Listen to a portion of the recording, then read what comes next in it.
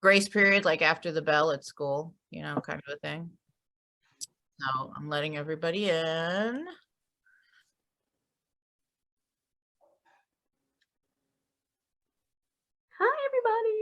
Hi, everyone. Hi, Carolyn, Kelly. I feel like, remember when we watched, what was it, Romper Room? It was like, hi, George. Hi. Hi, welcome. Am I We were dating just myself? Together like last week too. Yes. This is like 2 weeks in a row. It's a bonus, extra bonus. We sort of have a surprise thing happening today. And hopefully it's not as bad. Hopefully it's good. Hopefully, yeah. Whatever it is. We're gonna wait for more people to come in and So Steph, my Yes, fifth ma'am. graders have started their stress dolls, and like I am not as meticulous as you, and we did not practice sticking. We're just diving in. And yeah. oh my goodness, they're going crazy. They just they love it. Awesome. And some of them are like, can I put clothes on it? I'm like, it's yours, whatever. Julie, we're doing stress dolls, which I renamed from voodoo dolls. That was the workshop last week. Yeah. So we're doing stress dolls because we don't want to call it voodoo dolls because it freaks some people out, and there's cultural appropriation. I get to see the emails. My kid is going voodoo in the art room. Send. Oh, Yes.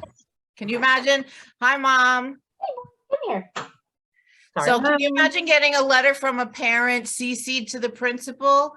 I was having back pain last week out of nowhere, and I didn't understand what happened. And then I went into my kids' room to say goodnight. They're holding a doll with my name on it, and there's a needle stuck in it. Can you imagine? That'd be hilarious. Goodness. Oh, God. Hi, Kelly. Hi, Sarah. Hi, Sandra. Welcome. I have to do my pinking shears and I have to add my hair yet, but my little guy's looking pretty Look at cute. it. I love it. I want to do the the word? Meanies. Oh, Meanies. that's awesome. So, but I want to do the pinking shears around my little tag. Around the edge. Yeah, and then I think this is going to be his hair. I love it. So, and then the backside of him is like bright and colorful. Oh, Totally So tied. kind of I dark. love it. Dark on one mine's side, at colorful. school. I I can't love show the it to button you. and the little patch for the Right? So Kelly, adorable. what is your word? She's so cute. Uh-oh, can't hear you. Got it. There you go. Oh, nope, you went away again. Now you went away. You're on mute again. There you are. Can you hear me? Okay. Yes. So it says tired Yes. because that night I was. Yes. I love it. Look at I like Mom. the hair. My mother is Oh my goodness. addicted. I love the Mom is long like, haired she's- one. You should start a business, Oh, I Mom. like the look. Yes, You really should. These are adorable. They are awesome. So is there like a PowerPoint or something that I can grab? You can watch our recording from last week. Yep. I'm If you making want, a I'll send you the link. PowerPoint It's as I on go. YouTube. It's on YouTube. Nikata UFT. I'll send you the link. I started this week. We've been practicing stitching, and then I had the kids paint their own fabric because I don't have different kinds of fabric. So I had muslin Go. around, and I watered down acrylic paint, and I put them in mustard ketchup bottles, and I had them just go to town, and I gave them the option of working dry, working wet, or doing them as tie-dye with rubber banding. They loved the whole process. Everything is different. They're all different kinds, and they had so much fun. And tomorrow we're starting to cut out the patterns. So Fun. we'll see how that goes. I'm glad it went well. Yeah. Hi, Autumn. Welcome. Hi. Hi. Hi. Hi. How are y'all? Oh, well, I don't know. I'm good. It's gonna be Yeah, an this is interesting gonna be good. evening. It may not be what you're expecting. So I have a whole bunch of stuff to tell you guys, and I just want to wait another, 4 minutes or so, and then we'll get started. See who wants to show. It'll be interesting to see who shows up because they genuinely love the look of the project, or who shows up because they want to throw daggers at us. They're pissed off at us. Yeah, How yeah, dare we? right. Because they're meanies, exactly. Exactly. Why? We'll get to that. Hey, Sherry, how are you? Oh, there's so much to tell you. It's been a week. It has been a week. But we're good, right? We're good. We're awesome. We're awesome. We're awesome. And we're confident. Take your time, Sherry, no problem. I was eating while I was talking earlier, shoving broccoli tots into my face while Julie and I were having a conversation. Yep, yep. And they were making you sneeze. They made me sneeze. Well, I don't know if it was that or just life in general, but Life was making you sneeze. life made me sneeze. Oh, Mom, your package came today. Really? Yeah. That was quick. You mailed it yesterday? Yeah. I thought you were gonna stuff all three because you like the other ones better. Mom, we're making one for my cousin who is turning 70 next week. So Mom and I decided to do do one together and give her one, and the word on it would be, everybody picks a word that they want that drives them crazy, and we're gonna put aging on her 70th birthday voodoo doll. Yeah, so like that. Oh, excuse me. So yeah, I thought, Mom, you were going to stuff all three. But that's- Well, I wasn't sure which one you would like the best, and I wanted to get it to you. yeah. And there was another reason. Oh, because you wanted me to leave the face open to put the button on. Oh yeah. Okay. So, but at least they were all sewed. Yes, they are. I like all of them. Me too. Okay, it's 7:09. All right. So I think I'm gonna start. I have a kind of a big intro to do. Oh, here's somebody else. Okay. So how about this, Julie? When I'm talking, you can admit, and when you're talking, I'll admit. How's that? That sounds great. Okay, all right. So, first of all, this is my wonderful, wonderful friend Julie, who is an art educator in Virginia, and I met her, oh my God, 2018? Yeah, I think it was 20. Maybe it was 2017. I think it was 2017. A long time. It feels like yesterday. Long time ago. We met when we did an art educators week long, well, it was like four day PD in Washington DC, where we did like a marathon of museums on the mall, and it was phenomenal. It was a great experience if you ever have the chance to do that. And I think it was advertised through NAEA, if I'm not mistaken. Yeah. It was phenomenal. So we stayed in DC and we museum hopped all week long, and we did between 2 and 3 museums a day for 4 days straight, which is a lot to take in, but it was amazing. And it was my first time ever there and doing that. And we kind of realized we were like soul twins or something, and Bonded. yeah, it was really cool. So we've been in touch ever since. And so she invited me in when COVID happened. They were friends on Facebook, and she had this, for those of you who don't know the story, she was part of this Friday night draw art club for art teachers. And I was so jealous, and she invited me in, and then I got to know all of the Virginia art educator people. And I went back to, Yeah, I can't talk on oh, that's my mother. It's your mom. Sorry. And then I went back to my union rep for the art teachers and I said, why doesn't New York City have this? We're the biggest school district in the country. Why don't we have something like this? And he said, well, why don't you start it? So I was like, okie dokie. So here we are, 2 years later, and like 40 or 50 art club sessions later, and they're all wonderful, and it's all volunteer done from amazing people who share their time and expertise. And so that's how I got to know Julie. So fast forward, and she posted the amazing pictures that you guys saw on the flyer that I posted of her kids' work.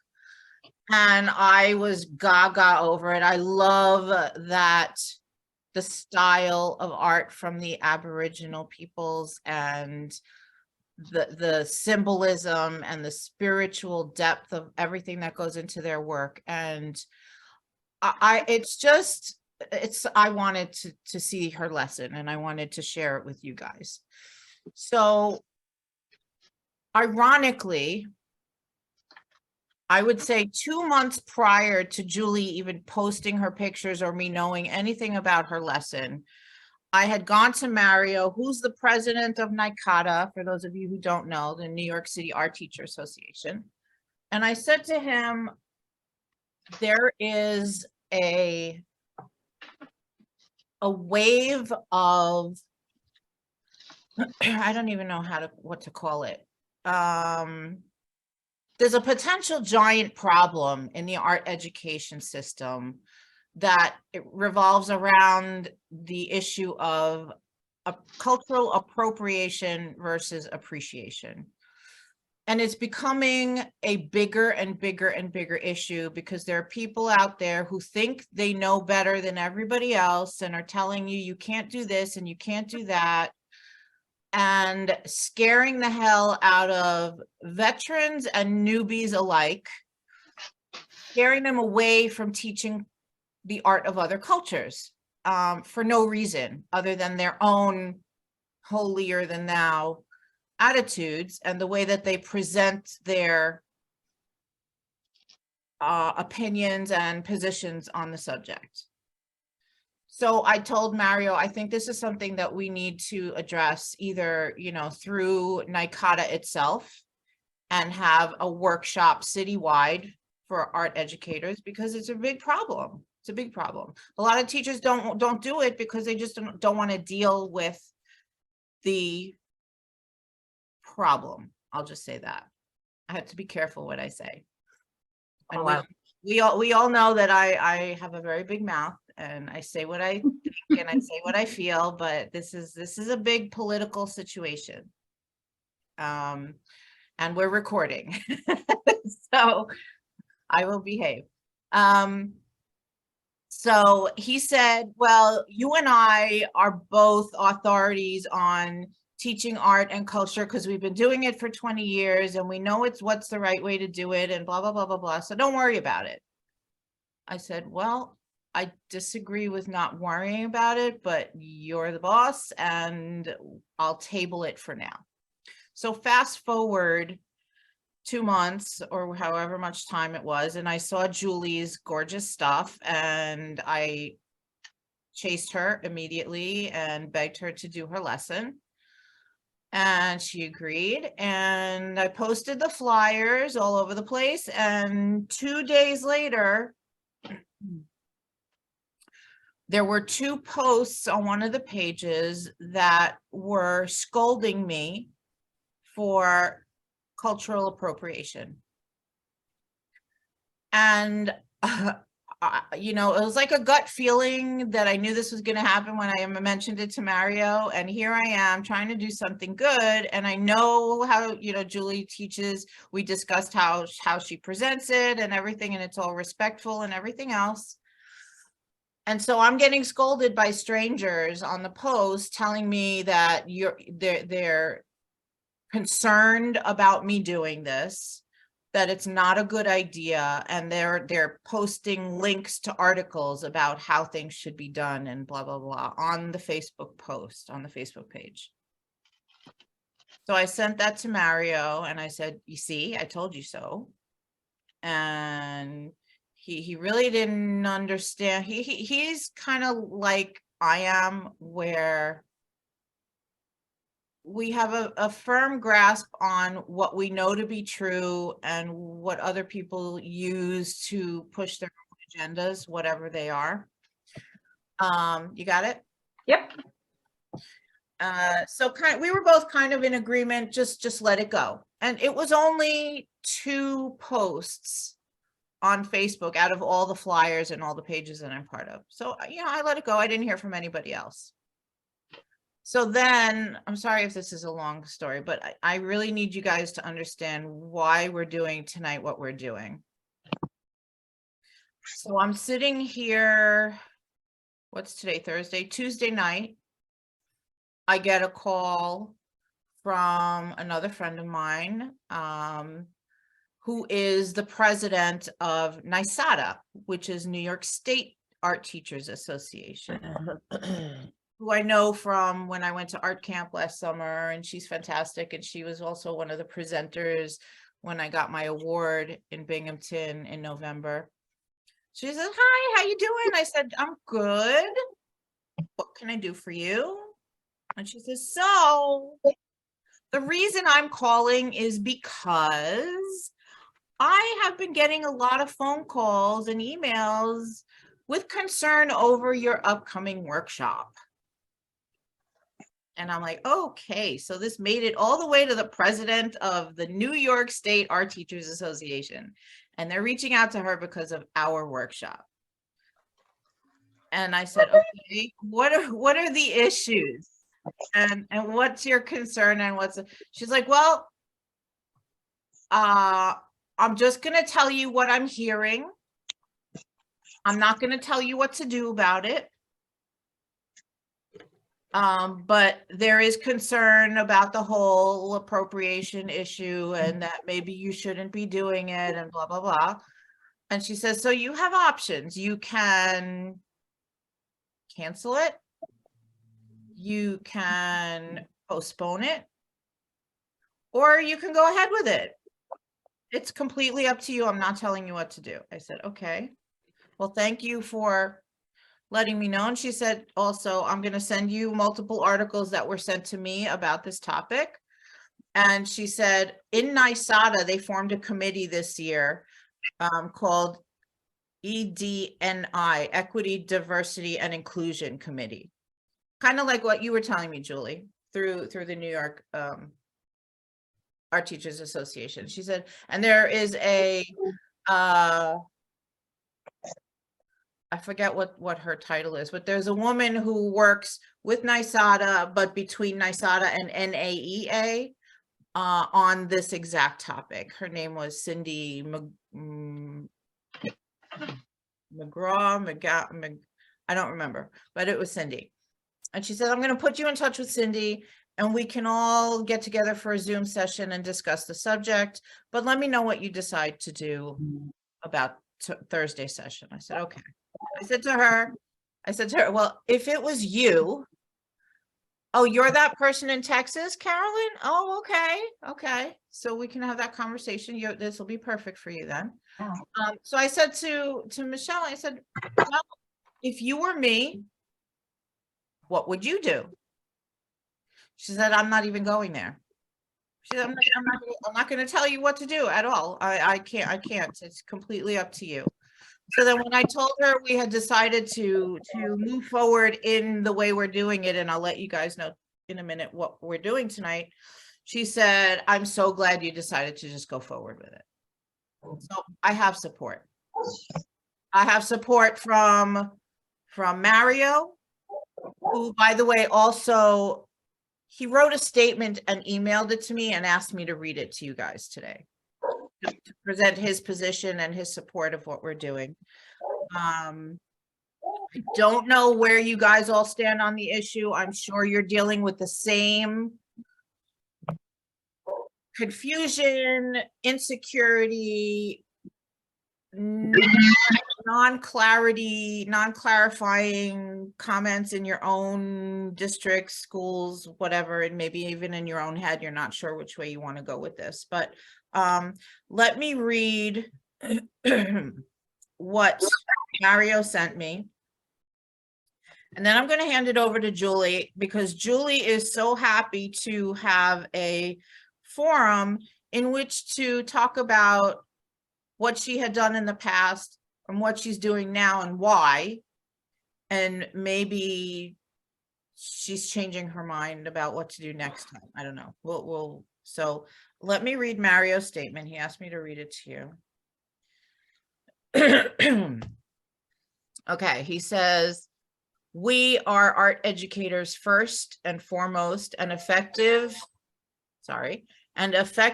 art education connects students. Hang on, sorry, mute my phone. Effective art education connects students creatively, academically, and socially. Making art by recipe is not and never has been the strength of an effective and well-rounded art education curriculum. In teaching art, we often teach and tie in empathy, perspective, social studies, ELA science, and culture. And what makes the learning effective is that it coincides with meaningful and reflective artwork that gives a connection to what is learned by the very nature of partaking in a hands-on experience. I will write to my friends in Australia for clarification, but in 1995, I spent a month of a 6-month sabbatical in Australia studying Aboriginal art and contemporary Australian art. But my gut instinct is to reject the notion non-Aboriginals cannot teach about Aboriginal art and culture because we are not Aboriginal. This argument can easily be transferred to numerous other cultures and art forms, and it will rob our students of meaningful instruction that can focus on global empathy and understanding. The same argument applies to our students, who often learn more from making than just listening. They should be allowed to honor and show an understanding of other cultures, as well as investigate and expand on their own ideas and dream stories by making their own art. Making art with children is what we do as art educators. The other option would be to not broaden our student perspective on the world and diverse cultures, as well as introduce them to the plight of non-Western people, and stick with the discipline-based art education that focused on art made by male Western European artists only. I can understand that there is a debate about appropriation, but for the same reason that copyright and reproduction laws are not held to the same standard when you are using it for educational purposes, the same should apply for teaching cultures and tolerance. Teaching about culture and its art form, and making art to honor and allow children to be creative and express themselves is not the same as commercial or entertainment endeavors that seek to profit from or stereotype and demean other cultures and identities. The key is to give students an introduction to the Aboriginal people of Australia, their plight, and the spiritual as well as daily life implications of the symbols they used, and the importance of their art in their daily lives. A proper lesson, as we know an effective art educator would conduct, would enlighten and teach students about Aboriginal culture, and it will give students a chance to remember more than just a social studies text would tell them, and offer them to express what they learned through a memorable hands-on project. And that was his statement. So I want to say, from my personal opinion, when I was accused of appropriating on Facebook after I posted the flyer, I'll just say what I told that person is that our entire job is to teach art from around the world and broaden our students' minds and life experiences to see beyond the scope of their street corner where they live.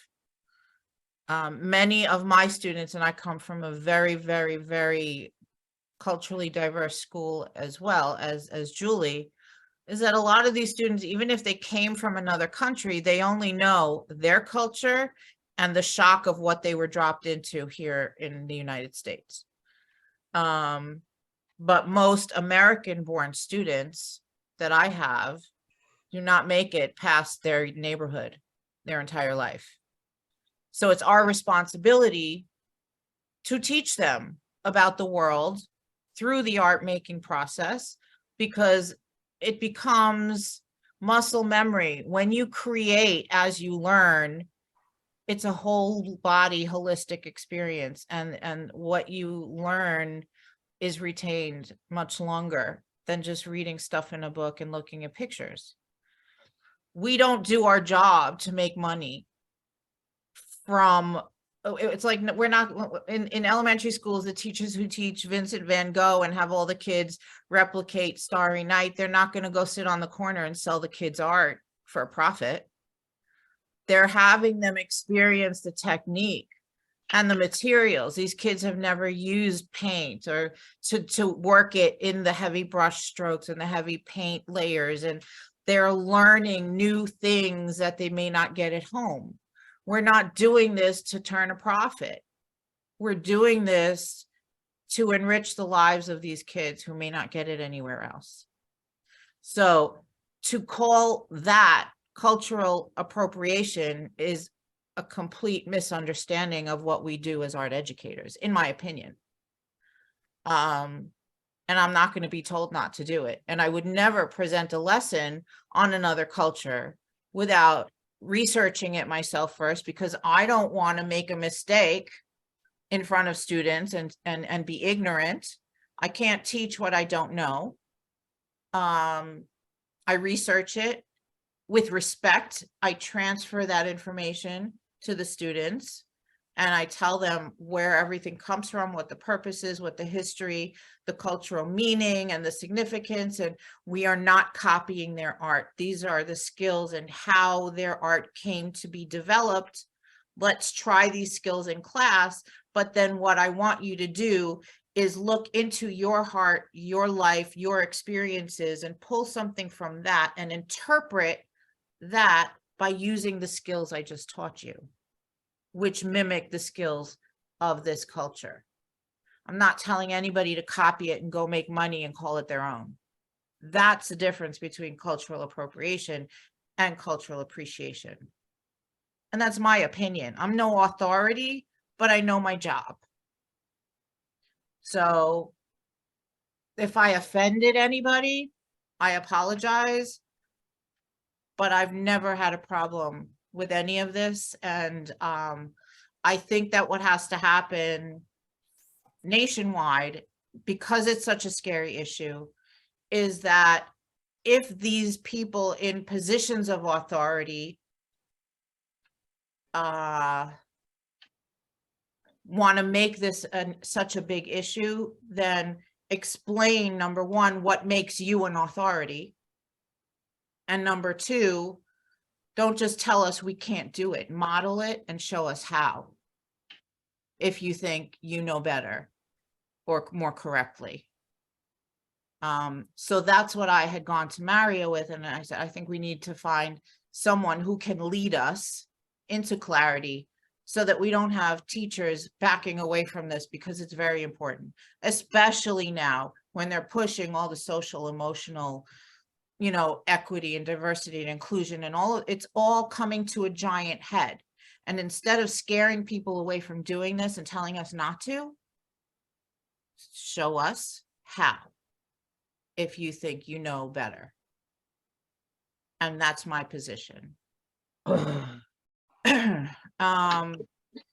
Does anybody want to offer a comment before? Let me back up one more second. So today we're not going to make the art today. What Julie and I, and we had a long conversation last night about this topic, because it's really, it gets to me. It gets to me. When people tell me things that I think are not right. So what we decided is we're going to open this to conversation. Julie's going to tell us her situation. We can then have a conversation. Then I'm going to do a little more research into the people who are in authority and have a Zoom session with them and discuss how to move forward with this, to do it fairly and equitably for everybody. And then we will do the art project at that point. Another time. This is, yeah, it'll be like a two-parter, and most likely it'll be after President's Week in February. So, but Julie and I will do the date. So I apologize for kind of detouring away from the art making today, but this is a really important issue. I wanted to get ahead of it, and I wanted to get your input and share the stories, and then be more educated myself on the subject and go from there. So, and with that, if anybody wants to say anything right now before I hand it over to Julie, or you want to wait till the end? Please share your thoughts. I'd love to hear it. Yes, anybody have anything to say? Okay. I mean, I've written some in the chat. Oh, As you some, wrote something? Okay, hold on, I was so busy talking, I didn't see the chat. as someone who is very deep into EDI, like I'm the chair of the EDI committee in Texas. I'm in a very volatile environment in the state of Texas, volatile political and as I've been wrestling with my own feelings and thoughts and what's right and wrong and reading, like Mario's statement, I'm just like, wow. Because like I'm supposed to teach Egyptian and African art history to my second graders. And a few years ago, I stopped because I froze, because I was like, wait, how do I do that? Like I was making clay, they were making sarcophagus out of clay and things like that. I was like, wait, am I doing something wrong? Do I stop? What? And I just completely, I stopped. I do Asian art, it's supposed to be with third grade. And I stopped all those things. I introduced the cultures through contemporary art, but I was too scared to go to the past because I wasn't sure how, what was appropriation, what was not, but I also wrestled with, this year, I've had them before, but I didn't realize it till this year. I have students from Egypt, like their grandparents go to Egypt for several months every year. And I'm like thinking about how I taught the sarcophagus and all that, and the canopic jars, however you say, and I don't even know if I'm pronouncing it right. But like, I'm like, wait, I don't even feel right. Like, how do I connect that past to, I have students in the modern history that live there, and it's not the same.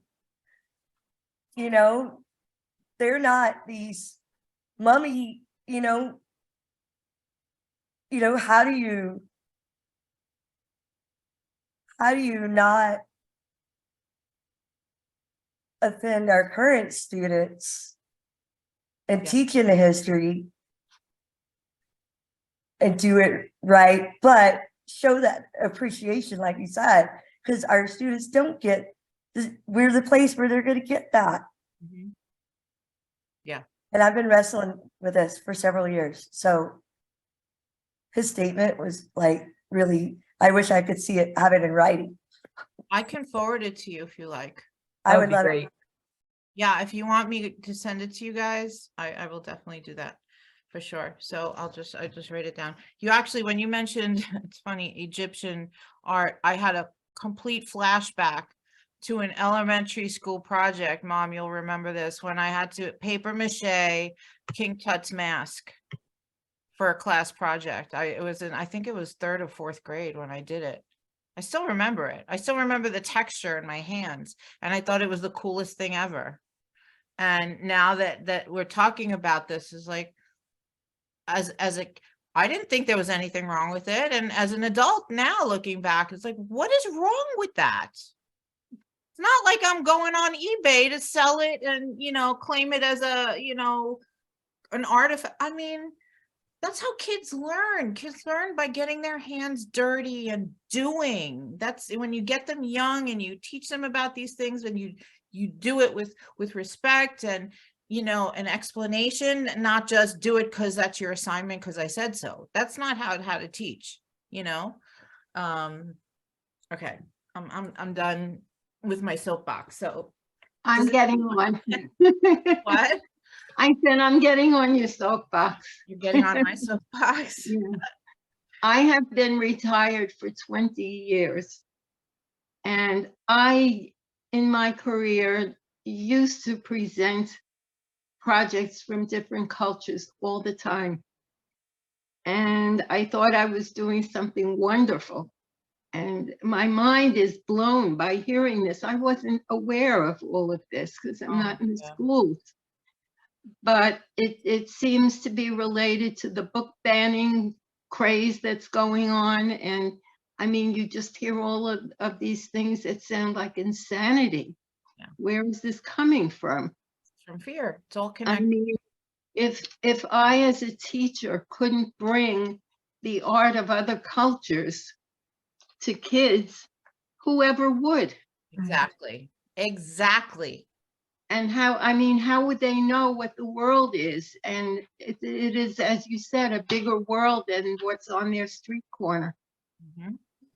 And with learning about other cultures should come appreciation and respect and maybe less hatred in the world.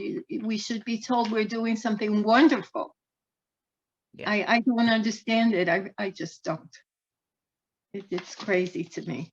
Well, I think that's the position many of us takes. It's all crazy.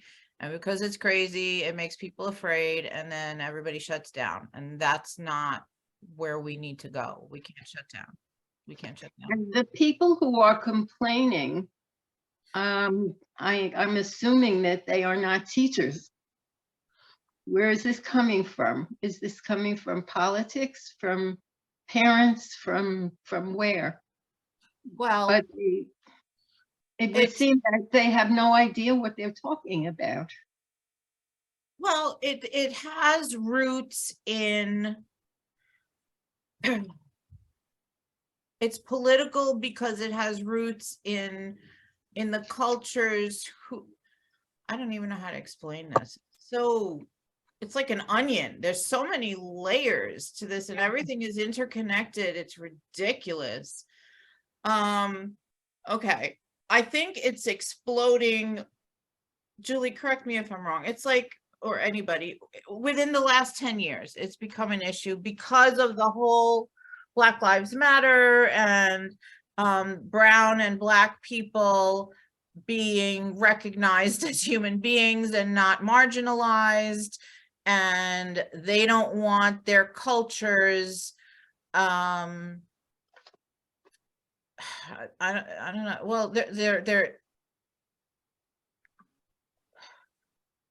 there's so many things to say. I don't even know where to start. Okay, how much is fear? Oh, most of it is fear. Most Yeah. of it is fear, but okay, to be fair, a lot of cultural identity lies within fashion, cultural costumes, colors, jewelry. Okay. And I think that a big part of the cultural appropriation, and I really hate this term already, comes from fashion designers who are not of those cultures, but they're designing stuff and profiting off of cultural designs, or including, cultural designs, colors, patterns, etc., motifs and whatnot, and incorporating into their design work that is not of that culture. Well, then shouldn't the people of that culture be complaining? Well, that's what they are.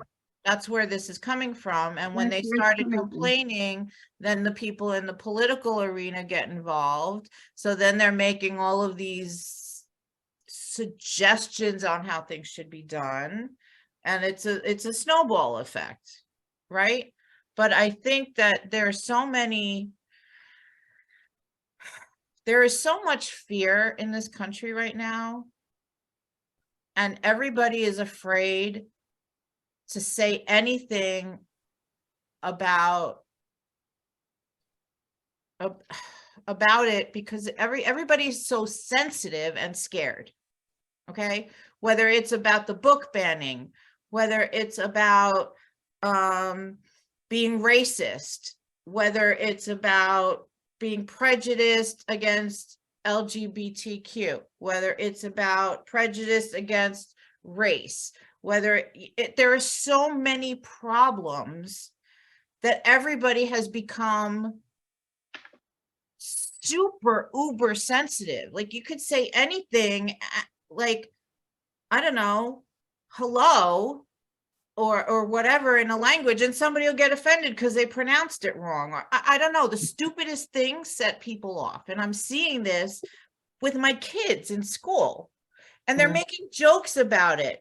Like I'll say something in school, like to a kid, please don't do that. You're gonna this is gonna happen. And they're like, you're just saying that because I'm Black.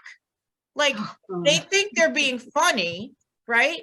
But they're making these comments that are they're offensive to me, and they're completely misused, and they think they're making a joke. Yeah. And this is propelling the problem.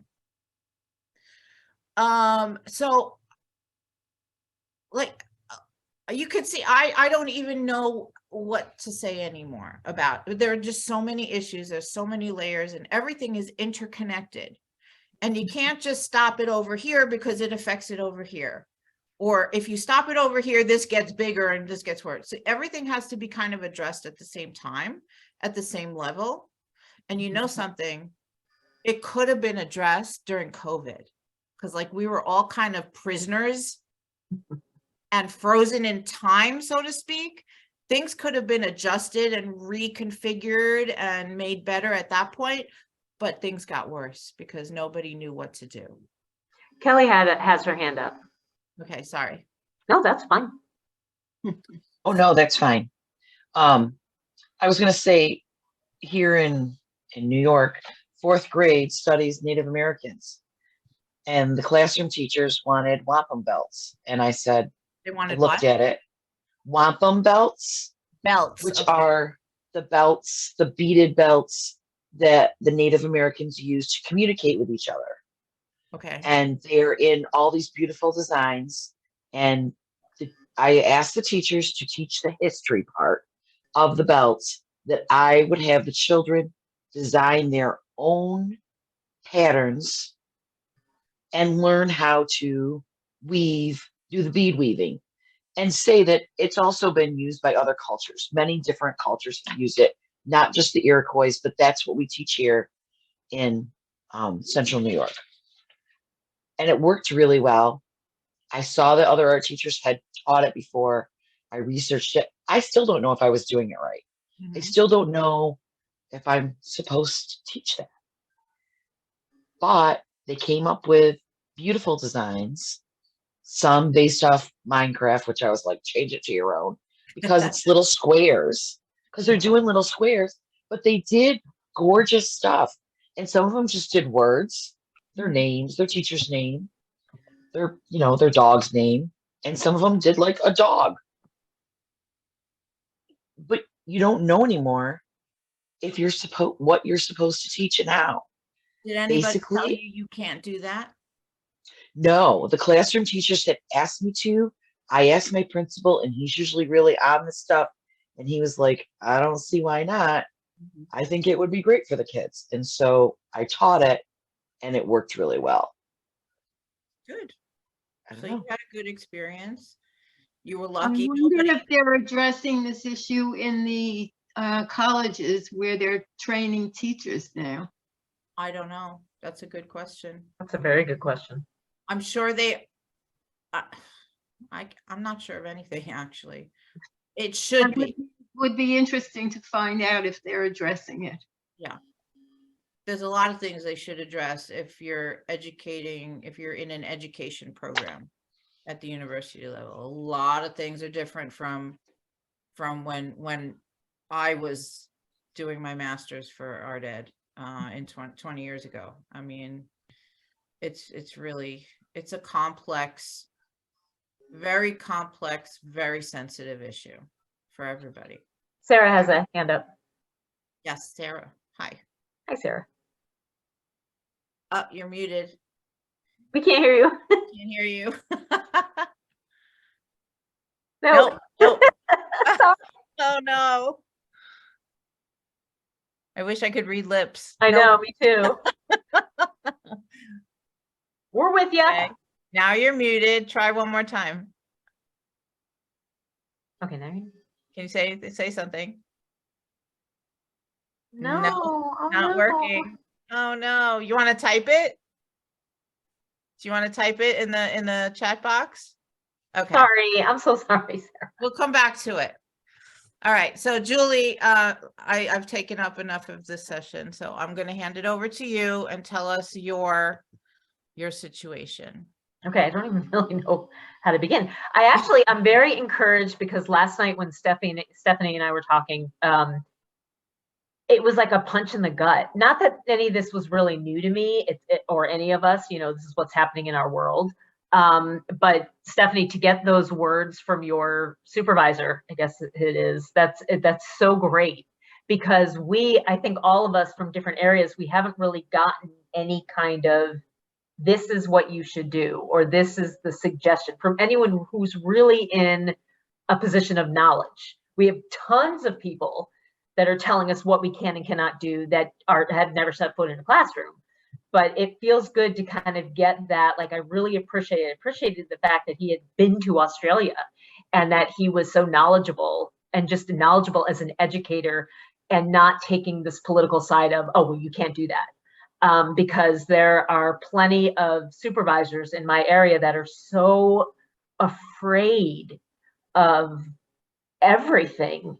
And it is just, you know, it's mind-boggling. So getting those words from someone who's in what I would say an appropriate authority, or a real smart authority, that was just like, that was music to my ears, because I was really bummed out, because Stephanie was mentioning how, like, she was getting calls from the president of the state, and she was, you know, and she was getting, all these people were basically like, don't do this. And it just kind of, she must have felt very isolated and lonely.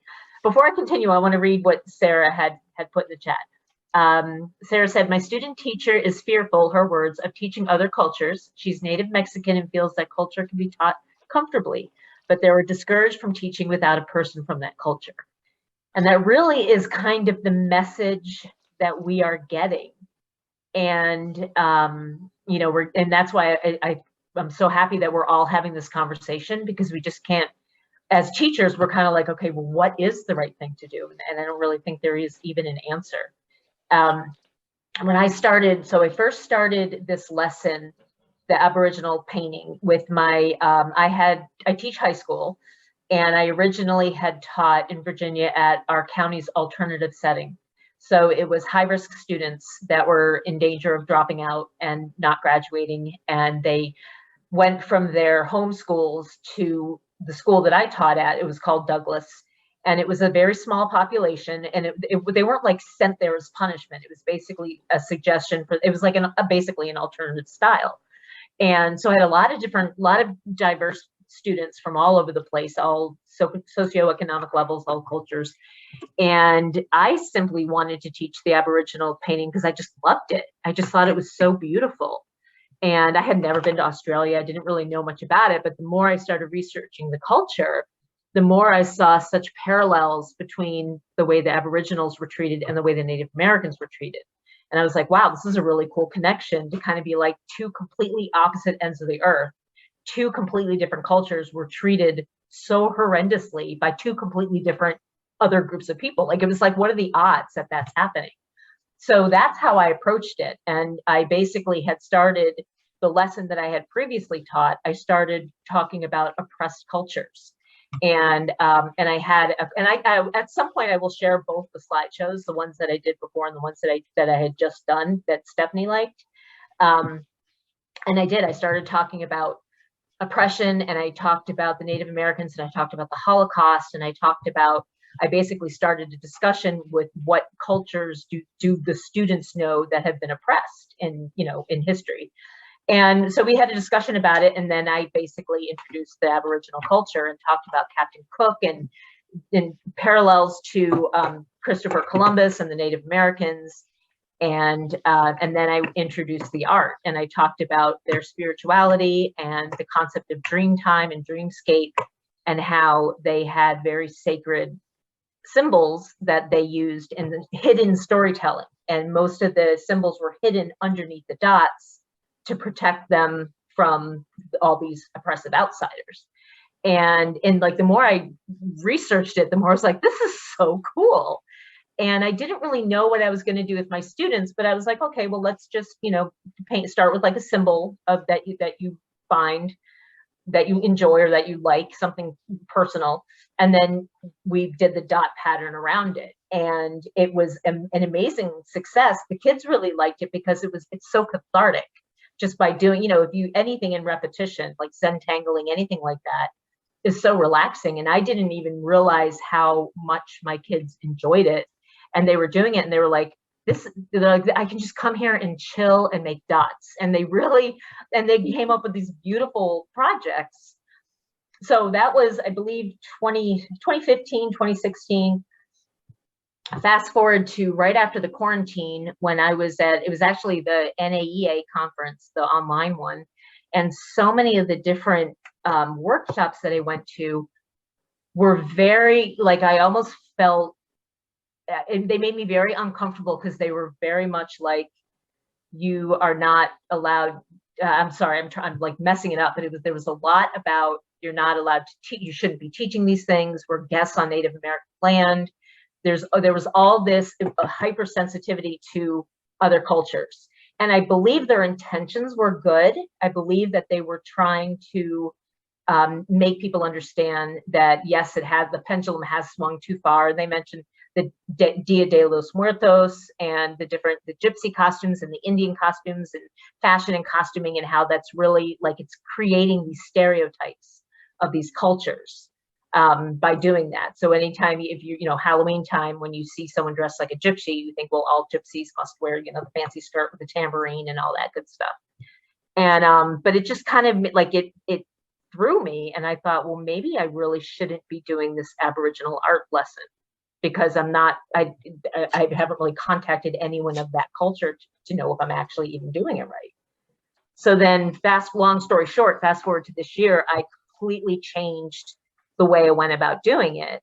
And I basically started with the dots and started off by showing the students the projects, and then showed them 5 different areas where the dots came from. One of them being Aboriginal, one of them being Elspeth McLean, who's a British artist that does beautiful dot work. One of them being Yayoi Kusama, one of them being George Surratt with the pointillism. So I showed them all those different areas, but I never really got deep into any one of them. And there was a part of me while I was doing this, I was like, okay, I guess this is good, but I just kind of missed the discussion of talking about the oppressed cultures, and how the students, when I had done it at Douglas, the students were able to really kind of take something personal, that they like kind of meditate almost on something personal and create their project, you know, accordingly. And sorry, my cat just came in, so I lost my train of thought. And so when Stephanie had mentioned, you know, doing it, I absolutely wanted to do it, but I remember thinking, okay, but I really need to make sure that I stay away from anything having to do with Aboriginal, because I don't want to rock the boat. Like, that was really kind of my mindset. And I'm kind of ashamed of it. I'm kind of ashamed that I got so swayed by this, don't do anything that's going to rock the boat, that I completely changed my lesson. And the kids still did a really great job, but it was like missing that whole key piece. And the back of my mind, I'm kind of like, well, why am I not able to teach something that is, you know, a very important part of history? And so when Stephanie mentioned it to me last night, I was like, you know, really still kind of struggling with, well, I don't know what the right way to do this is. Should I go back and continue to teach the Aboriginal culture? Should I continue to do just, you know, the dot painting? And just the fact that there has to be this, we have enough as teachers that we have to deal with without having to worry about what we're teaching is going to offend somebody or upset somebody. And so it just gave me, I mean, it really did give me a lot to think about and a lot to kind of process. And similar to Carol's situation in the county where I teach at in Loudoun County. We've been on Fox News like every other month because of things happening in this county. And there's this one group of very right-wing political people that are completely against public schools. They want everything to be vouchers and everyone to go to their own little, you know, homogeneous private schools or whatever, completely disregarding that there's a whole group of people who simply can't do that.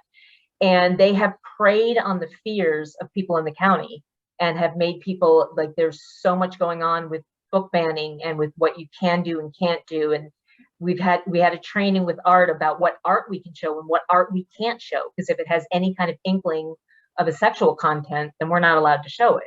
Are you And serious? oh yeah, it's like our heads are spinning, because not only are we dealing with the whole culture thing, but now we're like, okay, so does that mean that I can't show the David, or does that mean that I can't show Venus de Milo, or just like, is that, you know, now what's going on? And it's like, you know, it brings me back to thinking about Hitler and the burning of the art and the monuments men and how they risked their lives to go in and save this art. And I'm seeing this happen in the 21st century in my own county. And it's just, it's unbelievable how everyone's just being tied up in knots. And so I'm a little ashamed to say that I kind of caved towards that fear. But I'm also kind of like, well, I don't really want to stay that fearful. I want to kind of, you know, go beyond it and really actually teach the cultures as they're meant to be taught. I mean, human nature is imitation. I mean, that, you know, that's how babies learn to talk. That's how we learn to walk. That's how we learn all of that. That's how we learn accents. I know if I was talking to Carolyn for a while, I would start talking like her. Carolyn, your accent is horrible. And it's like imitation is the best form of flattery. You know, why can't we embrace what we can glean from other cultures that can help us in our own culture? And you know, you look at art history and how many different arts have influenced other people and time periods have influenced because they see something and they're like, oh, I like that. I'm going to, you know, that's human nature. I feel like I've rambled on and on. Of apprenticeships. Their whole job is to copy the master in order to be able to reproduce the master. I mean, that was their training. Yeah. So and then when Stephanie and I had this discussion last night, we both thought, well, why don't we talk to all of you, talk to fellow teachers and see, and I just wanted to kind of share my story. And then tonight as I was going through and making the PowerPoint, I went back over my older PowerPoint that had all of the Aboriginal culture. And I was like, man, this is such good stuff. I should have taught this. Yeah.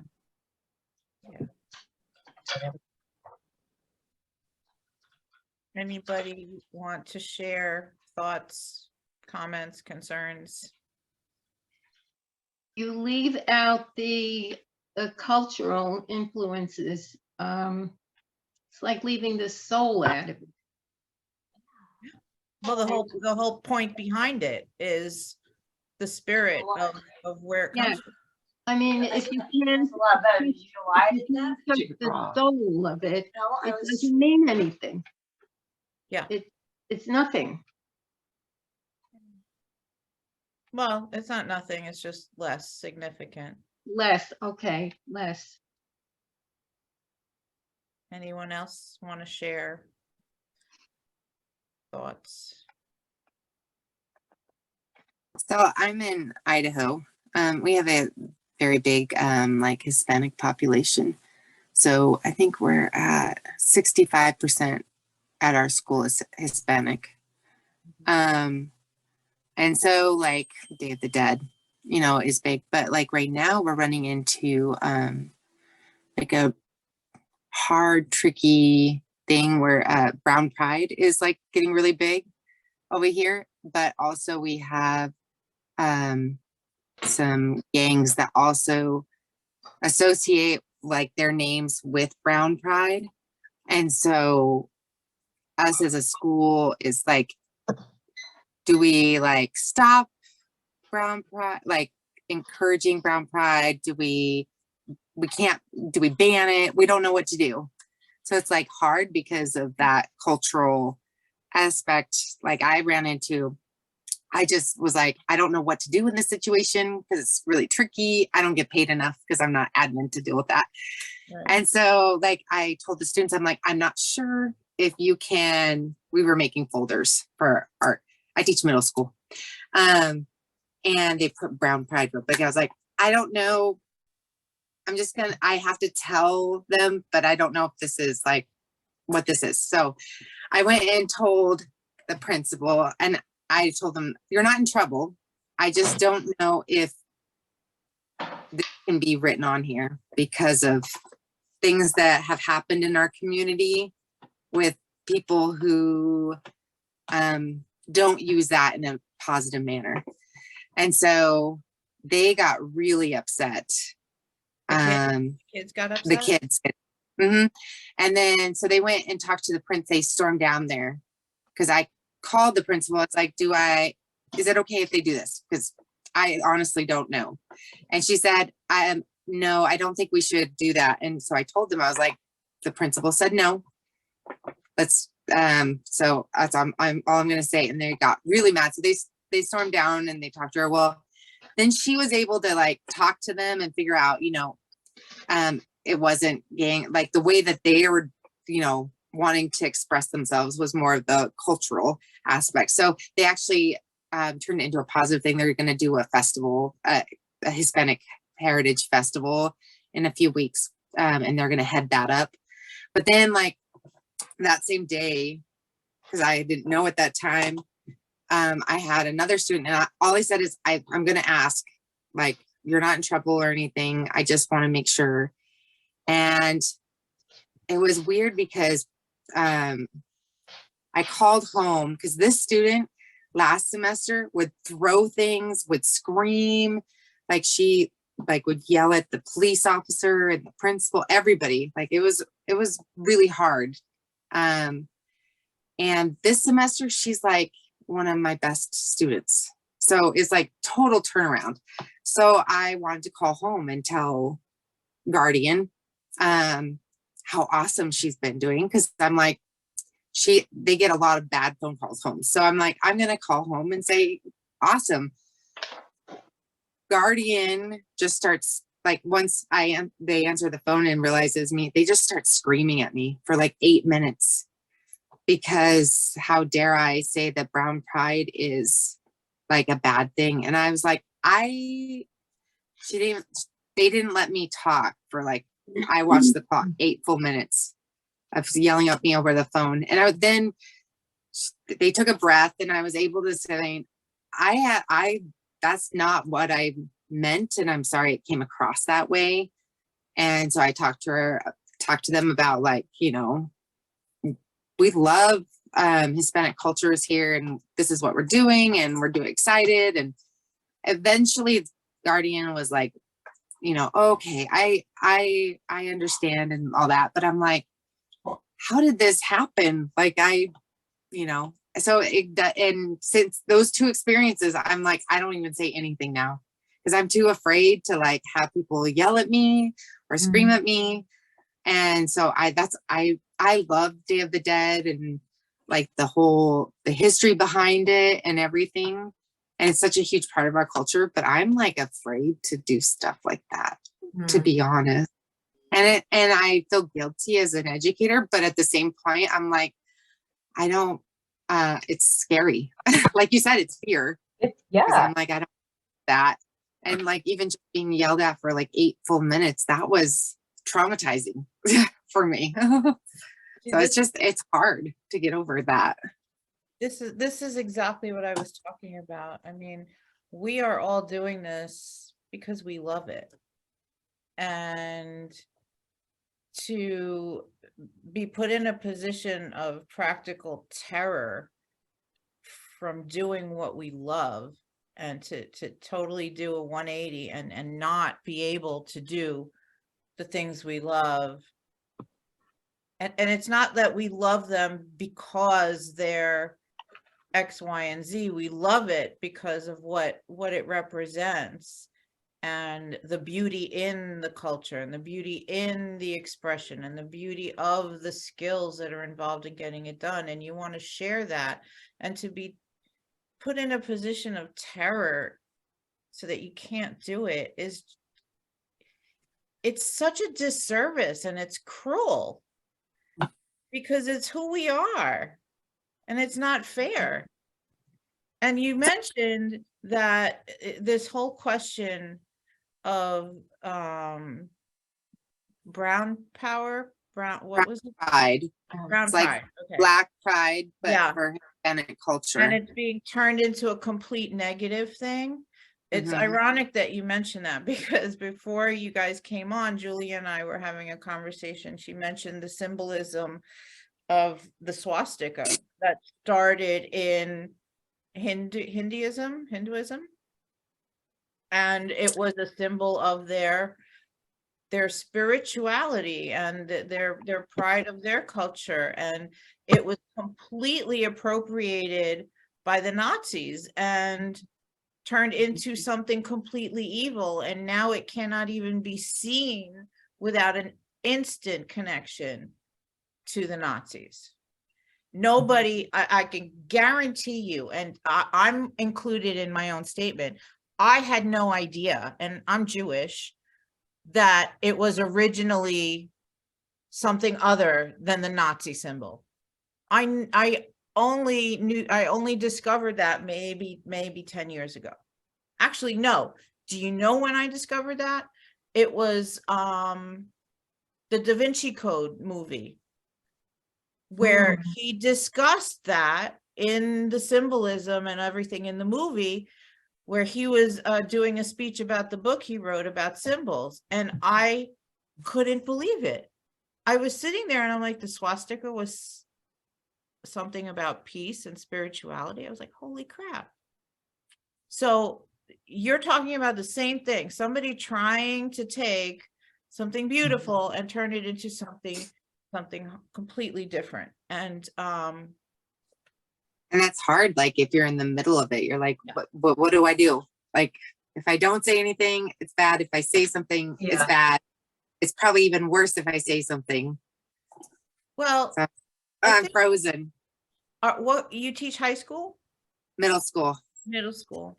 6th, 7th, and 8th graders. So 11 through 13, 14-year-olds. If it was me, and I'm always honest with my students about everything, for better or for worse, I'm honest.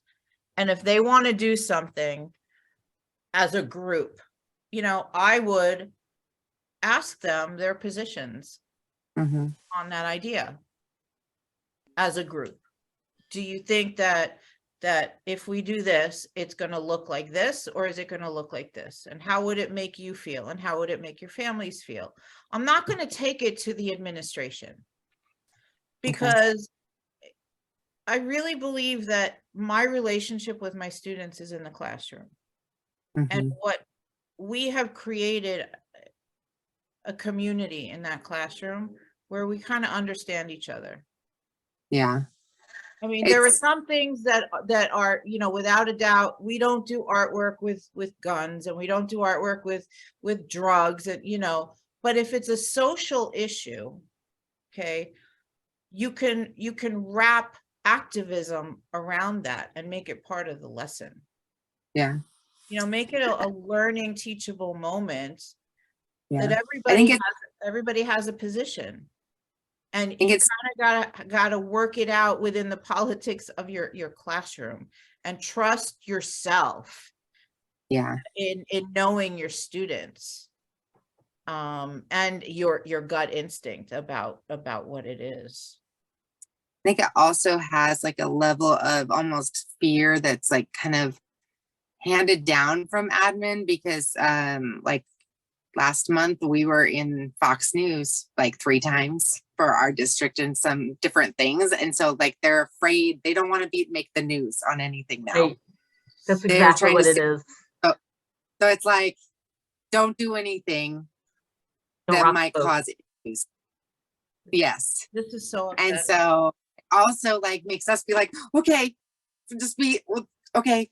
So that adds to it as well. Because they're like, we don't want to be in the news anymore. Well, So it does make it scary. Yeah, it's a tough situation. Sorry, excuse me, Kelly.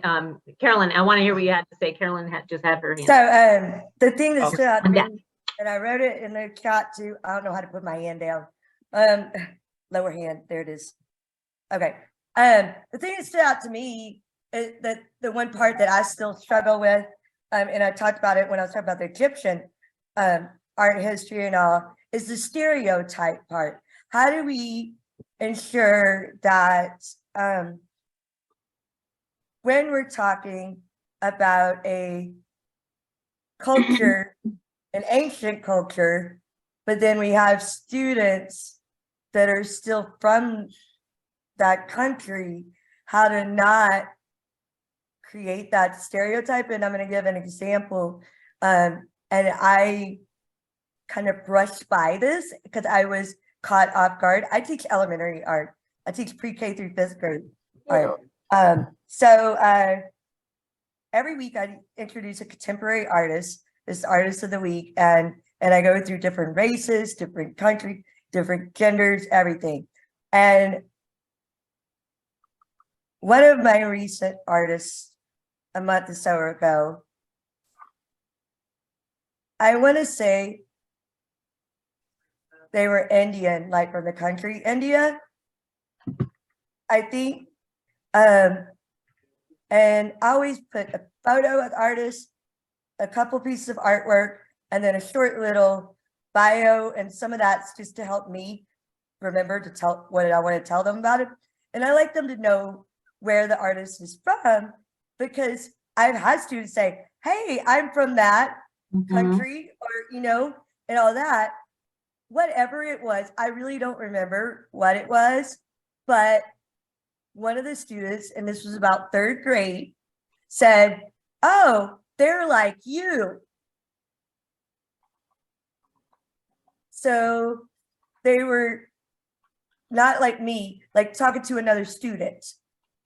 So a student, a boy, said to another boy in the class, and they were commenting on either the country they're from or their race or something like that. And they were like, oh, they're like you. And it caught me off guard.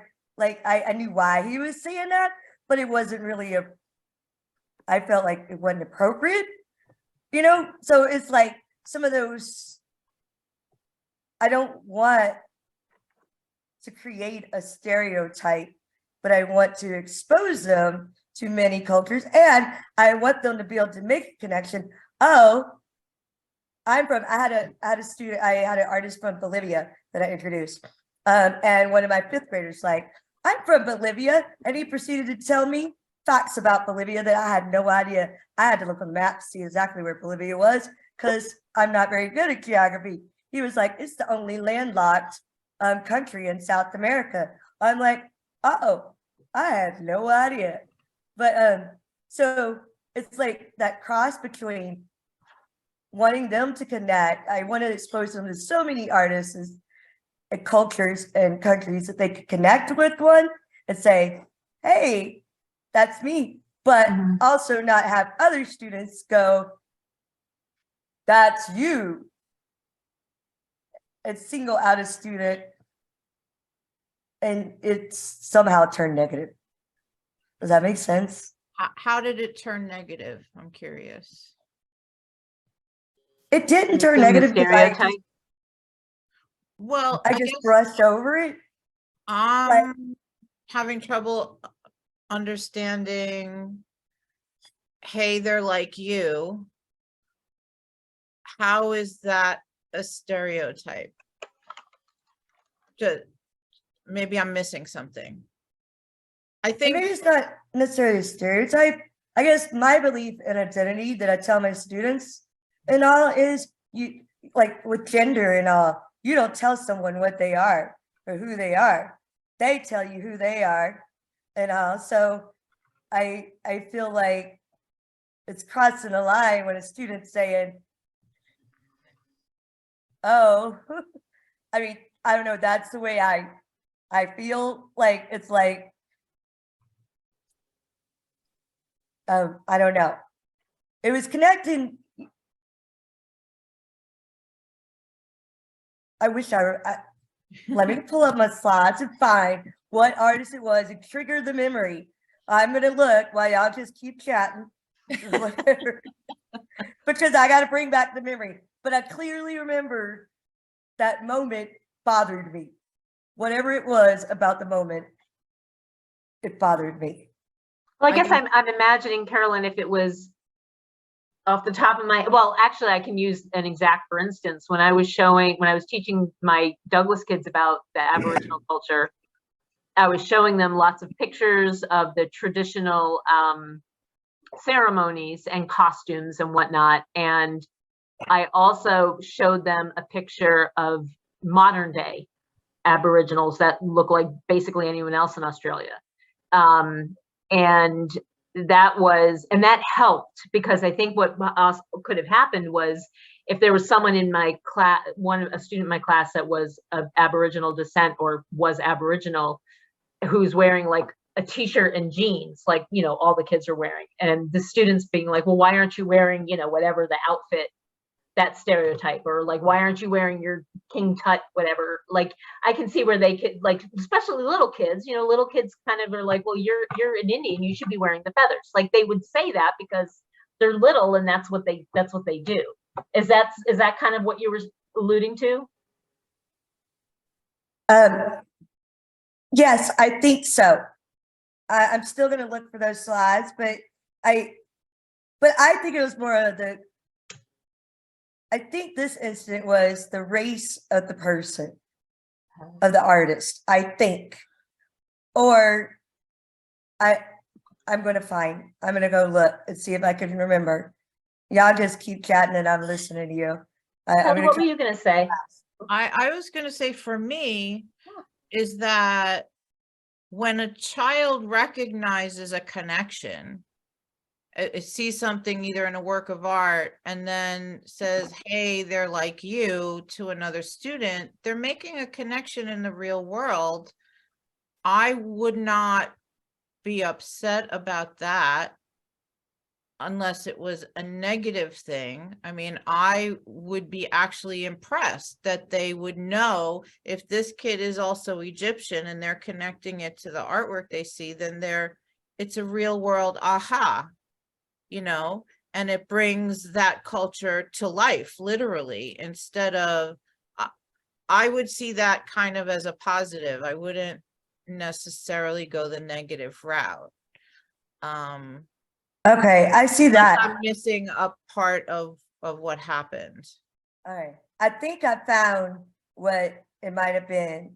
I do contemporary artists, but I also have started introducing just some of the cultures, celebrations that are in my area. And I think it was in relation to when I was sharing about the Lunar New Year. And then I had an Asian student. And there was a video, I played a video from Scholastic or whatever, and another third grade comment. I think that's what it was. So I think what you're saying is a connection, that maybe that's what. Isn't that what we want them to do? Don't we want them to make these connections with real world experiences so that they can internalize it in a positive way? Yeah. Yeah. I mean, when I look for art to hang up in my room and talk about and have the kids look at, I no longer hang Starry Night and the Mona Lisa and the Degas and, you know, the Chagall. I don't do that. because my kids have absolutely no connection to those artists at all. So I intentionally research contemporary, multicultural artists and hang their work all over my classroom, to see themselves represented either within the art or as the artist themselves. And if a kid learns about the origins of that artist or the subject of their artwork and recognizes themselves or a friend in the class in that situation, I've done my job. It's an excellent thing to happen. It's not like they were saying, oh, look at that so-and-so, they're wearing so-and-so. I don't even know how to turn it into a negative. It's not derogatory. It's shedding light on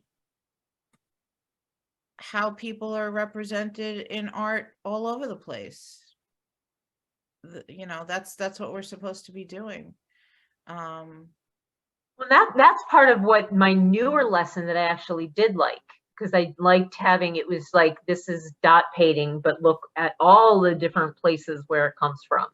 And how, isn't it interesting, as we as human beings develop very similar techniques from one another, even though we know nothing about one another. It's just, it's just kind of like a cool coincidence that there was pointillism, and there was the Aboriginal dot painting, and there was Yayoi Kusama, and and showing them the video with the dots all appearing in the museum, the white room that she did. And so then I have the students that are Japanese can make that connection. So like Stephanie, like you said, it's in some way, if we can kind of dispel the people who are so afraid and continue to bring more relevant contemporary artists that are relevant to our own students. Yeah. I have like, I don't know, 77% Hispanic in my school, and a lot of them are from El Salvador. And I have Francisco Yort's artwork all over my room, and the kids are like, oh my gosh, she's from El Salvador, and they love it. And so that's like, you can see the good part of that, where we're not just like constantly throwing Starry Night and Chagall and dead white Christians at them. We're giving a bunch of other stuff.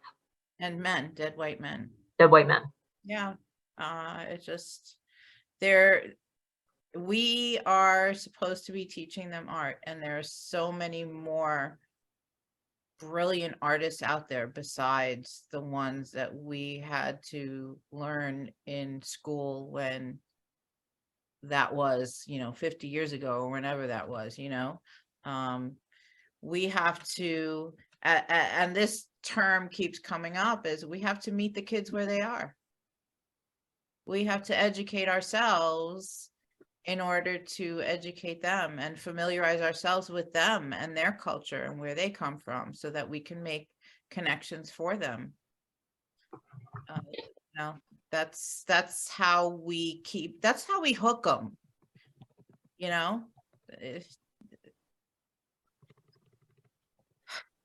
So what happens if they have no idea who Vincent van Gogh is or was? So you can teach them, but I learned about Kehinde Wiley not too long ago. I am so in love with him. Yeah, he's like my favorite. Oh my God. I learned about him from you. He is brilliant, and his entire methodology is relevant and current. Like you're taking. But he harks back to the classics also. Yes, but to make a point, he's saying the only people iconicized, and I don't even know what the right word is, these people who were put on a pedestal in the canon are not brown or black. So what if we turn this whole thing upside down and put ourselves on a pedestal, because we matter too? But he had the reference. He had to know who they were.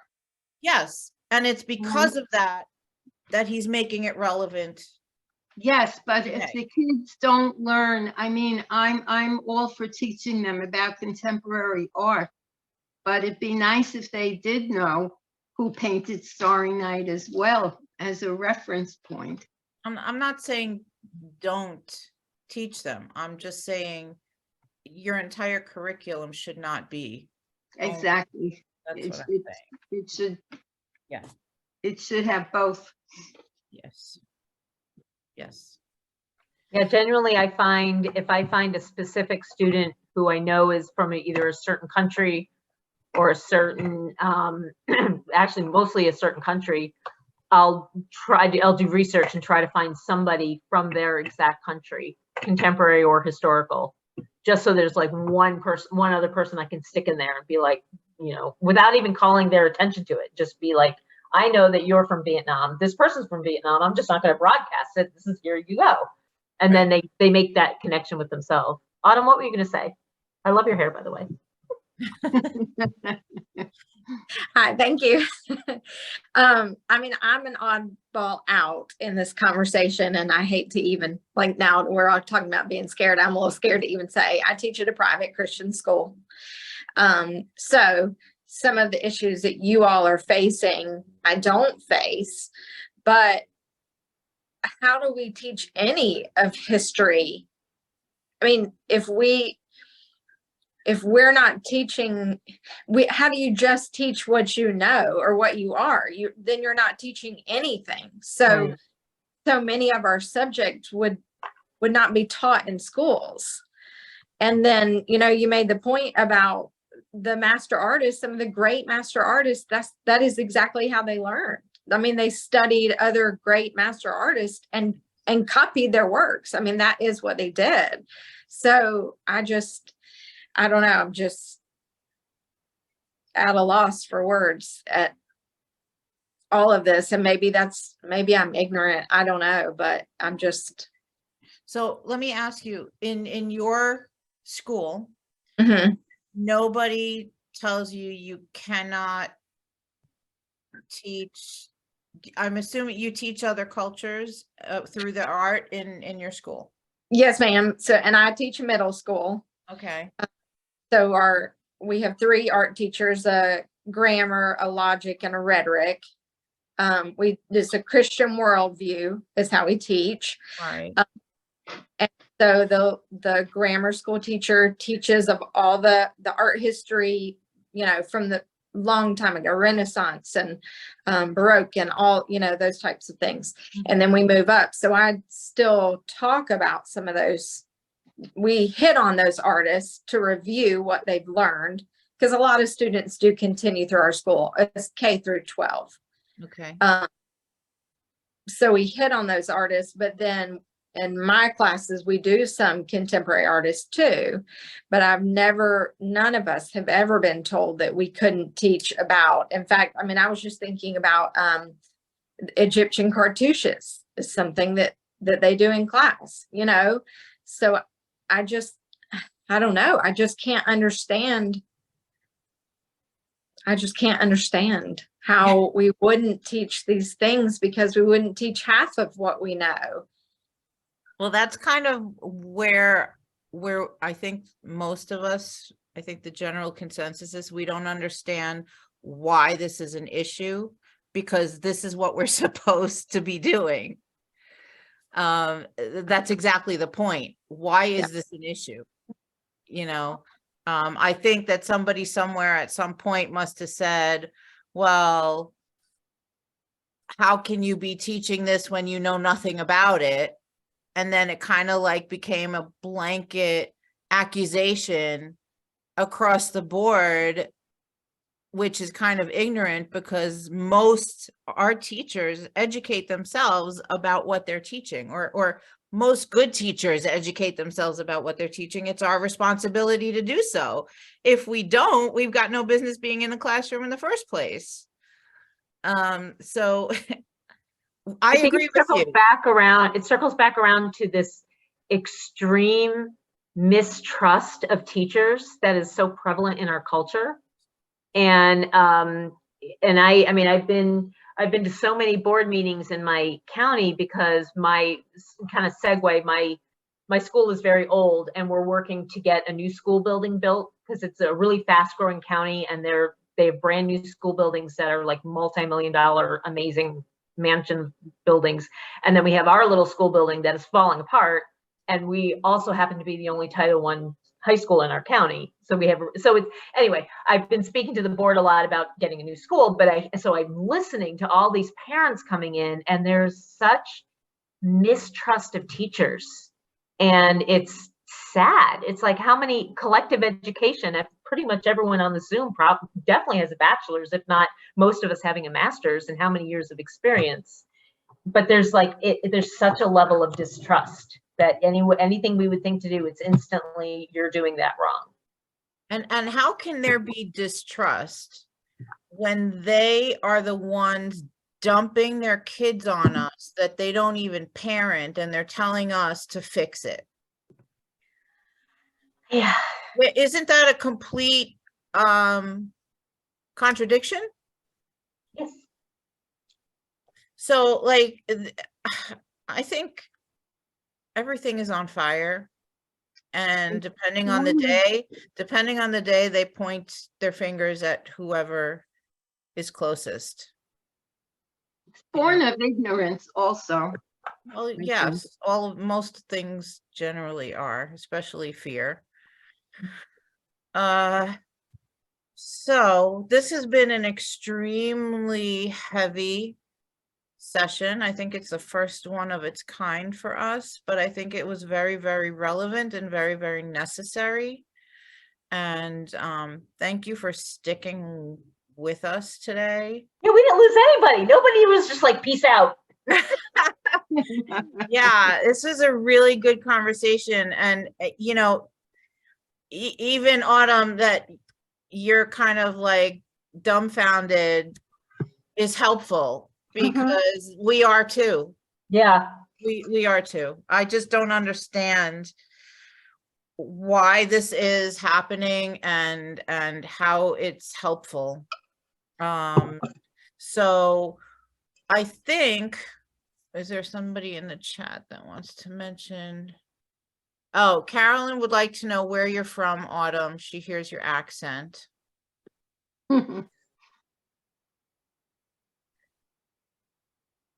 I'm from Georgia, but I live in Tennessee. Okay. I'm from Georgia, but I live in Texas. You all sound so adorable. I love Georgia that from age everybody's 5 from to everywhere. I love 15. it. I love it. Cool. I thought I I'd be the only outlier. I love it.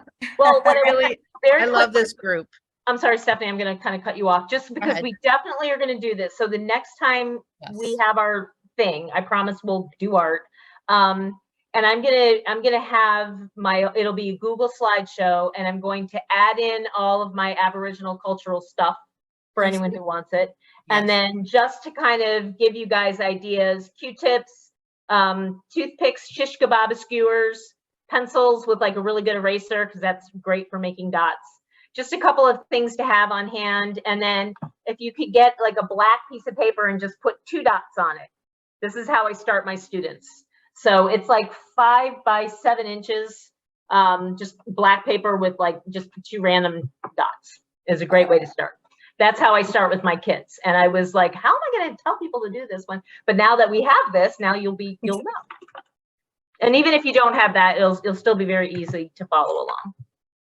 I'm thinking one of the first 2 weeks of March, but we'll discuss, because like I said, I want to have that conversation with the president of NYCATA and the NAEA contact about the equity and diversity situation, and we'll firm it up. But I will send out a reboot flyer for the actual art making thing. And we will continue, and thank you all for your continued support and participation. And if you have any questions or need anything from me to follow up, please let me know. You all have my email, and we'll see you next time. Thank It's so you. nice meeting all of you. Nice to see you. Thanks so much, Julie. You're awesome. Thank you, dearie. All right. Thank I- you. Excellent Good session. night. Night. Good night. And then now we're